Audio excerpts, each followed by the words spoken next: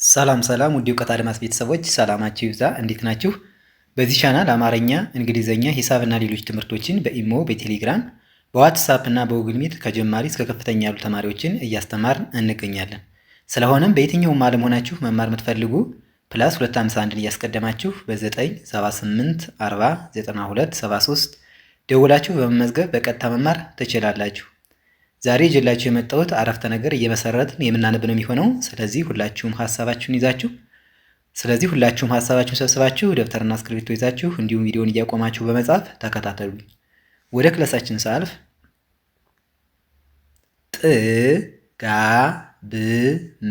ጥጋብም ሲበዛ ጥሩ አይደለም። አራት ነጥብ። ጥጋብም ሲበዛ ጥሩ አይደለም የሚል አረፍተ ነገር መሰረት ማለት ነው። የቃላት ብዛት ጥጋብም 1 ሲበዛ 2 ጥሩ 3 አይደለም። አራት ቃላትን ተጠቅመናል ማለት ነው። እንደገና ስናነባቸው ጥጋብም ሲበዛ ጥሩ አይደለም የሚል ይሆናል ማለት ነው። ራብም ደግሞ በጣም ይጎዳናል። አራት ነጥብ። ራብም ደግሞ በጣም ይጎዳናል የሚል አረፍተ ነገር መሰረት ማለት ነው። የቃላት ብዛት ራብም 1 ደግሞ 2 በጣም 3 ይጎዳናል። አራት ቃላትን ተጠቅመናል ማለት ነው። እንደገና ስናነባቸው ራብም ደግሞ በጣም ይጎዳናል የሚል ይሆናል ማለት ነው።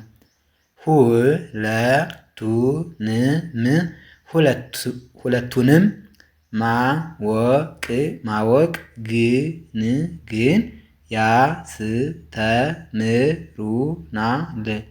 ያስተምሩናል። አራት ነጥብ። ሁለቱንም ማወቅ ግን ያስተምሩናል የሚል አረፍተ ነገር መሰረት ማለት ነው። የቃላት ብዛት ሁለቱንም 1 ማወቅ 2 ግን 3 ያስተምሩናል።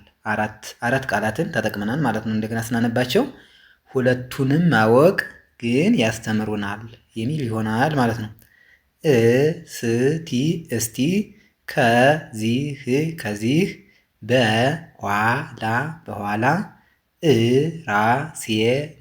ራሴን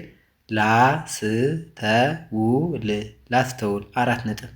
እስቲ ከዚህ በኋላ ራሴን ላስተውል የሚል አረፍተ ነገር መሰረት ማለት ነው። የቃላት ብዛት ከተባል እስቲ 1 ከዚህ 2 በኋላ 3 ራሴን 4 ላስተውል 5 ቃላትን ተጠቅመናል ማለት ነው። እንደገና ስናነባቸው እስቲ ከዚህ በኋላ ራሴን ላስተውል የሚል ይሆናል ማለት ነው። እኔ ግን ከየትኛው ምድብ ነኝ? ጥያቄ ምልክት። እኔ ግን ከየትኛው ምድብ ነኝ የሚል ጥያቄ አረፍተ ነገር መሰረት ማለት ነው። የቃላት ብዛት እኔ 1 ግን 2 ከየትኛው 3 ምድብ 4 ነኝ 5 ቃላትን ተጠቅመናል ማለት ነው። እንደገና ስናነባቸው እኔ ግን ከየትኛው ምድብ ነኝ የሚል ይሆናል ማለት ነው። ራሴን በደንብ ማወቅ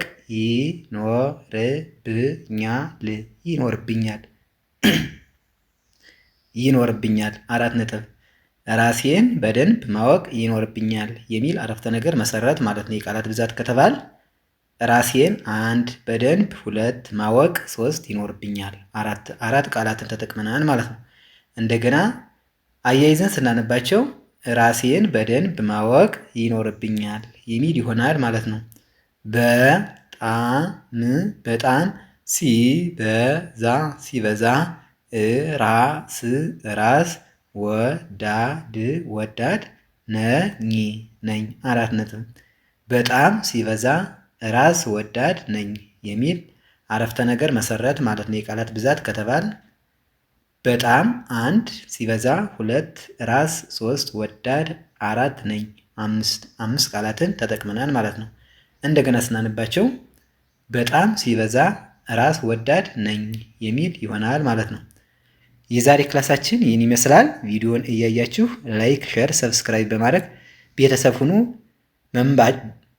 በአጭር ጊዜ ማንበብና መጻፍ የምትፈልጉ በቀን 1 ሰዓት በሳምንት 5 ቀን እያስተማር እንገኛለን። ስልካችን ከቪዲዮ በታች ስላለ በኢሞ፣ በቴሌግራም፣ በዋትሳፕ እና በጉግል ሚት ደውላችሁ በመመዝገብ በቀጥታ መማር ትችላላችሁ ማለት ነው። በቀጣይ በሌላ ክላስ እስክንገናኝ ድረስ ሰላማችሁ ይብዛ። ሰላም ሁኑ። ቻው